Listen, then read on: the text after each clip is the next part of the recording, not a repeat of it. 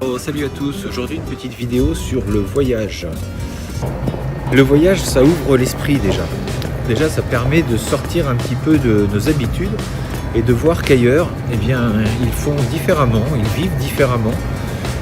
Et du coup, on devient un peu plus humble sur notre façon de vivre. Nous sommes moins difficiles, nous comprenons qu'ailleurs, la misère existe aussi, et parfois bien pire que celle que nous connaissons chez nous. Ici, on se plaint énormément. Il faut savoir qu'ailleurs, c'est vraiment pire. Ils vivent dans des conditions qui sont souvent exécrables. Faut que je fasse attention, je suis en train de traverser. Voyager, c'est donc se confronter aussi face à soi-même, surtout quand on voyage seul. Quand je parle de voyage, c'est pas faire du tourisme. C'est complètement différent. Le tourisme, c'est généralement aller dans les mêmes endroits que tout le monde et simplement visiter des musées. Bon, alors c'est bien aussi, ça permet de comprendre aussi la culture. Mais ce que je dis, moi, dans le voyage, c'est vraiment partir seul avec son sac et de se confronter à soi-même, c'est-à-dire de voir comment on va réagir, parce qu'on se retrouve avec une langue différente, avec des gens qui ont d'autres habitudes. Vous êtes seul, vous prenez le temps de faire les choses, vous ne courez après rien, sinon appréciez le voyage en lui-même, parce que c'est ça aussi, le voyage, c'est comme un voyage initiatique. C'est surtout se retrouver face à soi-même. Le but, c'est une quête personnelle et ça vous grandit. Ça vous grandit parce que vous allez vous retrouver dans des situations où vous n'allez rien comprendre. Il faudra donc se débrouiller par soi-même avec peut-être l'anglais. Généralement, c'est vrai que ça, je le conseille.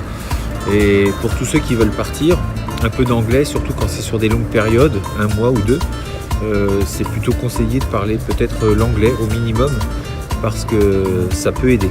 Dans certaines situations, ça aide vraiment. Même si c'est pas un anglais parfait, mais au moins savoir demander votre chemin, savoir dire que vous avez faim, que vous êtes perdu, savoir quel est votre chemin. Donc c'est quand même des notions qui sont pas compliquées à apprendre. En plus, on a tous fait de l'anglais et croyez-moi, pour l'avoir expérimenté, j'avais vraiment peur au préalable de parler en anglais, de m'adresser à quelqu'un en anglais. On a tous cette honte un petit peu, des fois on n'ose pas. Et bien justement, c'est de sortir de sa zone de confort, de le tenter, et vous allez voir qu'une fois que vous avez commencé, c'est franchement pas compliqué et il faut juste oser. Ensuite, sur ce voyage, vous allez apprendre tellement de choses de vous. Pour avoir voyagé un petit peu, et pas tant que ça, beaucoup moins que ce que je souhaiterais, et d'ailleurs je pense que ça va être dans les années qui viennent, quelque chose qui va être au programme de ma vie, c'est de passer beaucoup plus de temps dans des pays comme la Chine, mais aussi la Thaïlande, le Cambodge, l'Indonésie, la Malaisie. Vous l'aurez compris, les pays asiatiques me fascinent, me plaisent énormément. La culture, les gens, leur façon d'être. Alors tout n'est pas parfait, attention, je ne mets pas tous ces pays-là sur un piédestal. Ils ont aussi leurs problèmes. Personne n'est parfait. Et justement, le fait de voyager, déjà, ça permet de s'en rendre compte et d'être beaucoup plus tolérant. Mais bon, voilà, c'est vrai que ce sont des pays qui me plaisent, qui me fascinent. Alors à travers les arts martiaux, bien entendu, et le Japon également. Du coup, quoi vous dire? Si vous avez envie de voyager, franchement, faites-le. En plus, il faut savoir que dans ces pays-là, vous allez payer le billet aller-retour entre 400, 500, allez 600 €. Et une fois sur place, vous pouvez avoir des chambres, allez le tout, on va dire pour 800 €. Vous pouvez vivre 15 jours, une semaine, 3 semaines.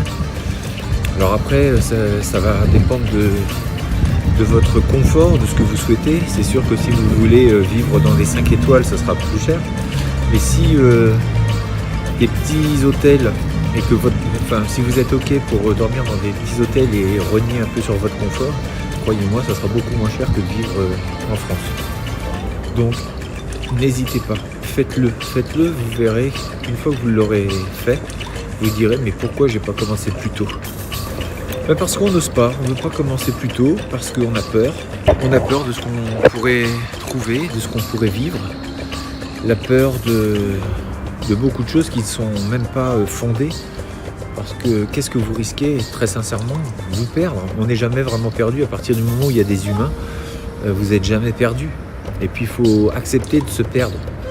La peur, c'est ce qui vous empêchera de vivre. Parce que toute votre vie, vous aurez peur. Si vous ne vous confrontez pas à quelque chose, vous aurez peur toute votre vie. Alors c'est sûr, il n'y a pas besoin de voyager pour apprendre. Mais le voyage, on va dire que c'est un booster.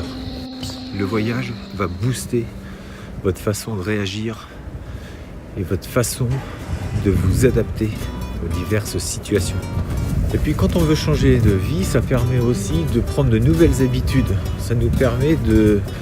C'est un bon départ, comme un reset un petit peu dans votre vie. Le voyage aide à ça.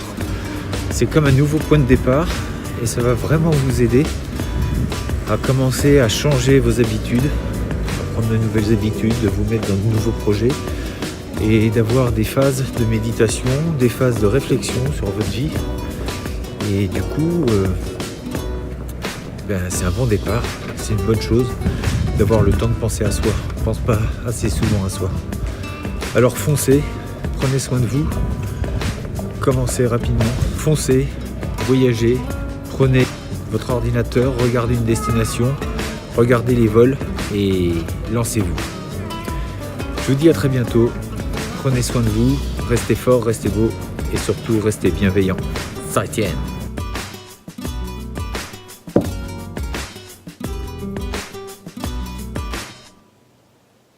Yémen. Je peux changer ?